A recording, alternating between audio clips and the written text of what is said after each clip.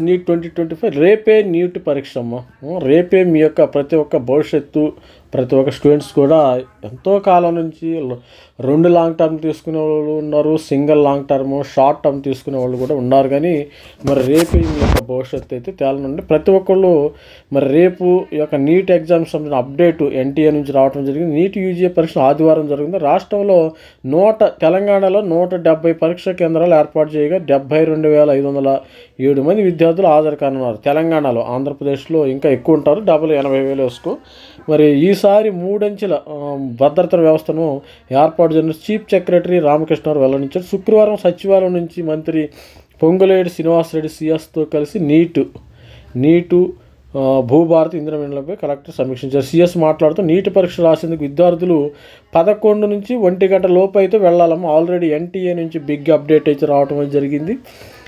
11 గంటల నుంచి 1:30 మధ్యలోపు ఎవరైనా వెళ్ళాలి.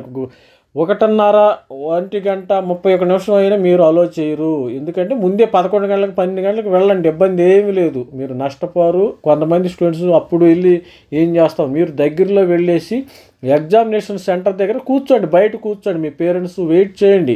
12 గంటలకు వెళ్ళండి. నా సజెషన్ అయితే 12 గంటలకు everybody should be there at examination centre దగ్గర ఉండండి. మరి టెన్షన్ పడి బీపీ పెంచుకోవటం మంచిది కాదు. ముందే వెళ్తే ఏంటంటే బాడీ రిలాక్స్ అయిపోతాం అనమాట. అక్కడికి వెళ్తే కొద్దిగా ఆ రోజు కొంచెం టెన్షన్గా ఉంటుంది కదా ప్రతి ఒక్కరికి, కొద్దిగా మనం కూడా కొంచెం రిలాక్సేషన్ మూడ్లోకి వస్తాం. ఎగ్జామినేషన్ రాసేవారికి ప్రతి ఒక్కరికి నార్మల్ బీపీ ఉండాలి. స్టూడెంట్స్ అయిన వాళ్ళు అయినా పేరెంట్స్ అయిన వాళ్ళండి, ఎక్కువ బీపీ ఉండకూడదు.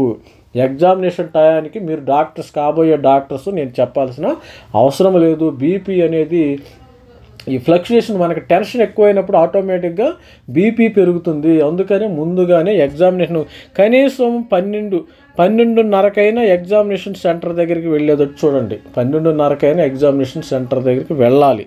లేకపోతే ఏంటంటే చాలా ప్రాబ్లం అవుతుంది, హెల్త్ ప్రాబ్లమ్స్ వస్తాయి. మీరు టెన్షన్ వచ్చేస్తుందమ్మా. ఆ టెన్షన్లో మీరు ఏంటంటే చదువుకున్న ఈ 1 ఇయర్ లాంగ్ టర్మ్ చేసినవి కూడా మర్చిపోతారు. స్టూడెంట్స్ ఎవరైనా మర్చిపోతారు. టెన్షన్ వచ్చేస్తుంది, విపరీతమైన టెన్షన్.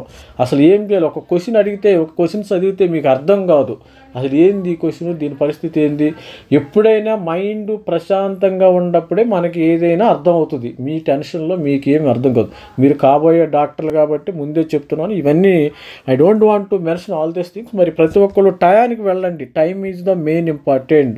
ఫస్ట్ ఫ్యాక్టర్ టైంకి ఉండామా లేమా. సరే, సెకండ్ ఫ్యాక్టర్ మీరు ఎగ్జామినేషన్ సరిగా రాస్తారా లేదనేది తర్వాత సంగతి. ముందు టైంకి ఉన్నామా లేదు. All the best student. ప్రతి ఒక్కళ్ళు టయానికి వెళ్ళండి. అట్లీస్ట్ 12:30 కన్నా ప్రతి ఒక్కళ్ళు ఉండేటట్టు చూడండి ఎగ్జామినేషన్ హాల్లో.